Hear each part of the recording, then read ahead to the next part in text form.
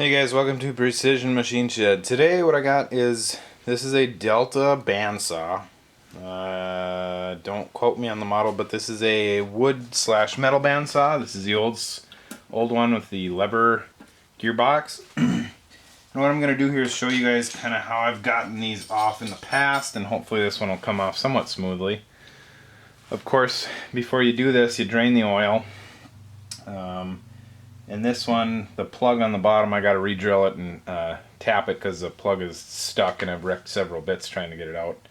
So there are 7/16 bolts on the outside of here, and then there's two indexing pins right on the top here. And a lot of these things, you pull them out and you can't get them out that far. So we got to do something with those indexing pins. The first thing you can try, may or may not work, try driving them in a little bit. And I'm not going to tap very hard because those are already driven in. So the next thing we're going to have to do is try and pry them out. And I'm not sure exactly what size they are. They're probably 1/4 inch pins.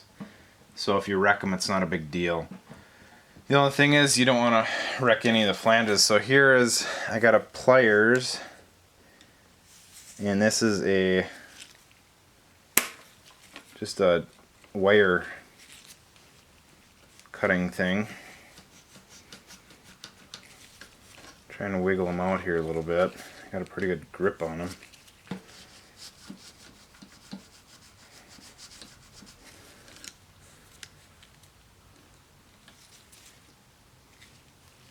Purpose here is to try and get the pin out without wrecking the mating surface here.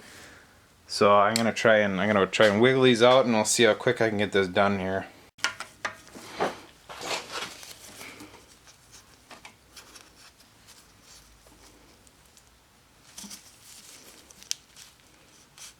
Alright, so being that that's not working, the next step we can try and do is to loosen up this shaft right here. And this has 1 inch nuts on it. And on these older bandsaws, this is a 1944, they should just unscrew like a standard thread. They're not reverse threads. They shouldn't be anyways. On some of the newer ones, they may be reversed. So double check on what you got, and if it's not coming off, if you're trying to loosen it, try tightening it.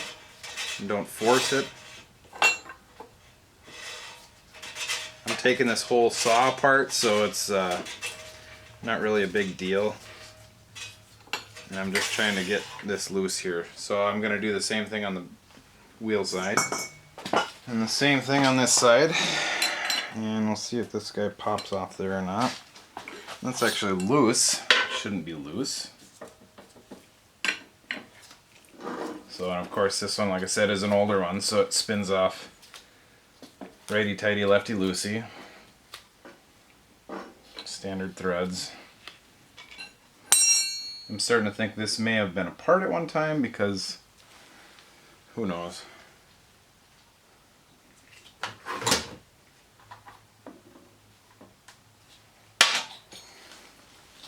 Alright, and then this should just slide off if you're lucky. Gives you a chance to clean that guy off. And then we want to clean if there's any gunk back here. There's metal and wood chips, so I'm going to clean this off quick and then make sure when we do open this thing up we don't get any gunk in there.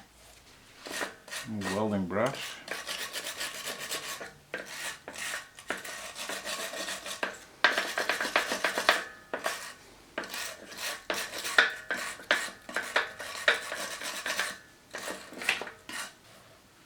So then there is a key in here, and this is a Woodruff key, and it might be very tight in there. So if you're lucky, it'll pop out of there. If you're not lucky, you'll have to take a vice grip and pry it out of there, which I had to do with the last one. But I'm actually going to try and take a side cutters here and try and get this. See, and that one popped right out. My last one did not do that. So it's just a little Woodruff key. Then we're going to put this nut back on so we can tap on it a little bit. So the idea here is we just want to tap this thing. There are spring washers on the opposite side of, just on the inside of the opposite bearing. So what that should allow us to do is just to, might even be able to do it by hand here. So that just popped it just a little bit. So we moved it probably maybe ½ inch, maybe a little bit more. So now we look back on the opposite side and we can see our cover has popped off our pins, which is what we want. And now it'll just slide right out. And I'm going to set this off to the side on a clean surface.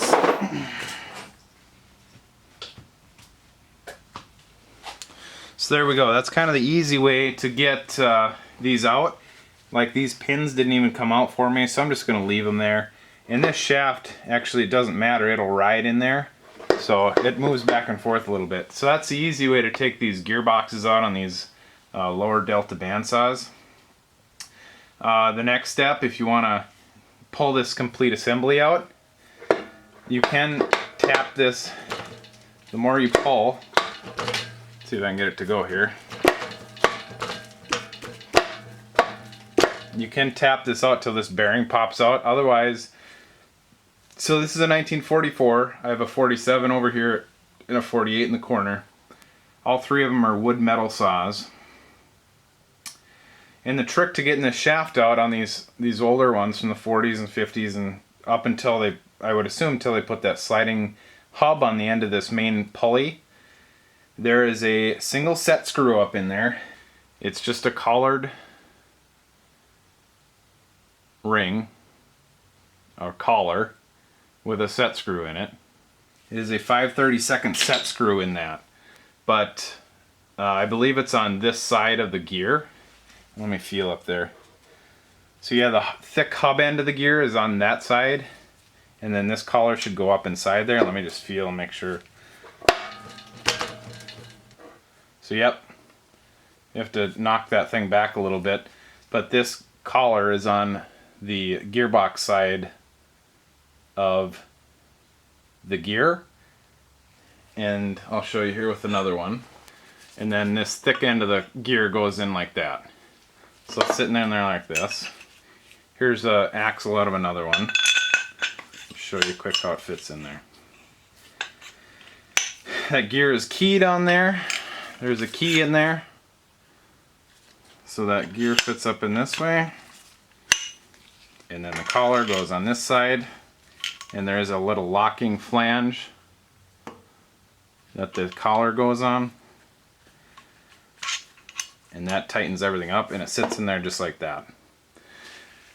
These bearings, they should just be not a tight fit, but just a snug fit in there. So they should come out of there fairly easy. You shouldn't have to pull on them or anything. One more thing, when you're driving this shaft out, it goes towards the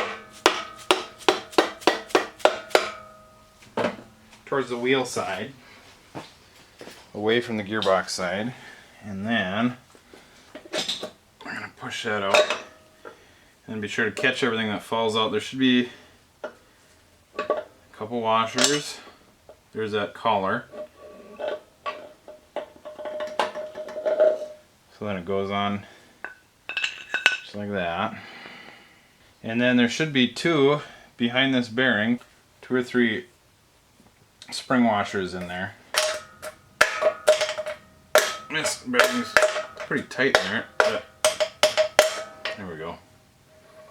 So there's the bearing. This one spins pretty good yet. And then right in here, see this one, last one had 2. This one's got 2 of these little spring washers that hold tension. So they go in there right behind the bearing. And that's it. It's all apart. Alright, and then when you want to put this guy back together, kind of do it in the reverse operation that we just did it. Clean this whole surface up, both sides. Get all the old gasket material off there. I'm not sure if they currently make a replacement gasket for this at the moment. You could of course make one out of cork. not cork, but like a thin gasket material. There's not much of a, it looked like it originally had a paper gasket on there. If you could get a thin paper gasket back on there, or composite gasket, that would be best. Anyways, clean this off really good, and then get some RTV sealant, which is what I'm gonna do, and seal that back up, leave it sit for a day, fill her back full of oil, put it all back together, and you should be good to go. I know these things can be a little daunting, because I know the first one I ever did took me quite a while to do it because I couldn't figure it out. But if you can't get these pins out without, you know, working on it too much, sometimes you get lucky and they're loose in there. You can take a really thin pliers or needle nose and kind of wiggle them out, which is what I've done in the past. Or you can drive them in a little bit, but that usually won't work all the time. And the last option, of course, is what I showed you here. Loosen this shaft up, tap it towards the gearbox a little bit, because what's hanging up in there, the only thing that hangs up on there is this gear. That gear will catch this back lip of this housing, and that's the only thing holding that from coming out. So once we tap that thing in this way, it gives us enough room to clear these, and then we can drop it down just enough to pull it out. Alright, I hope that helped you guys out. Probably total I spent maybe 5-10 minutes doing this, not even. And the only reason here is because I gotta redo the drain plug on this one. But other than that, it's pretty quick, easy, and simple to do. Alright, till next time, stay safe on your machines and shoot safe. I'll see you guys later. Thanks for watching.